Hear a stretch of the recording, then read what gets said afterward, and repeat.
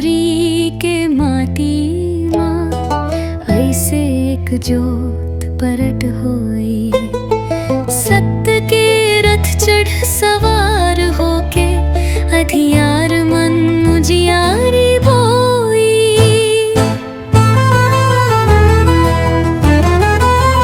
महंगू दास के घर जन्म में माता अमरोतन के कोबा।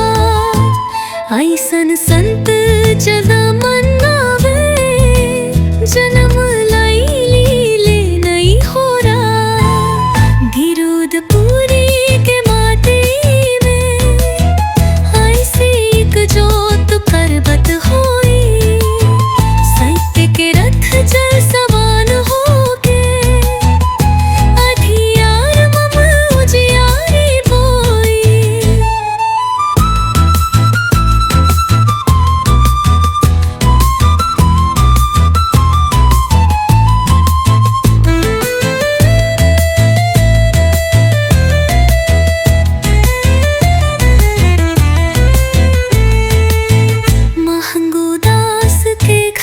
जनमे माता अमरोतिन के कोरा।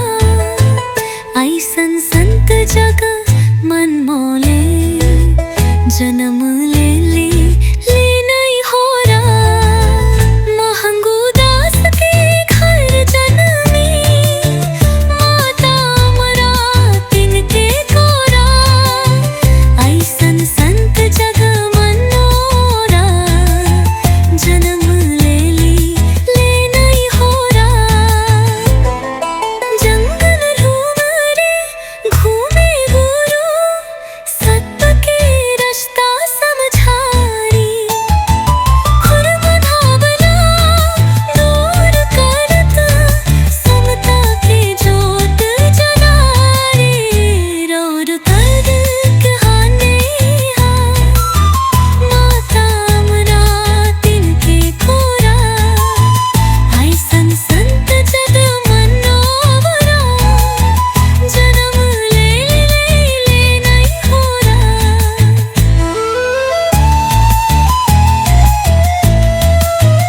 जंगल नंगरू घूमे गुरु सत्य के रास्ता समझाए।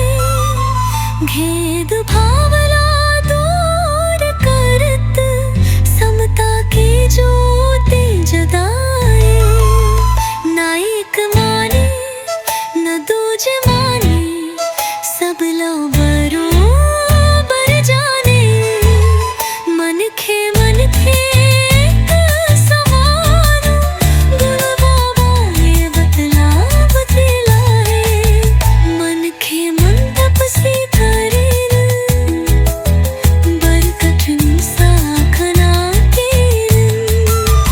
चामत पाखले निकले संदेश धरती गगन गूंजी गए।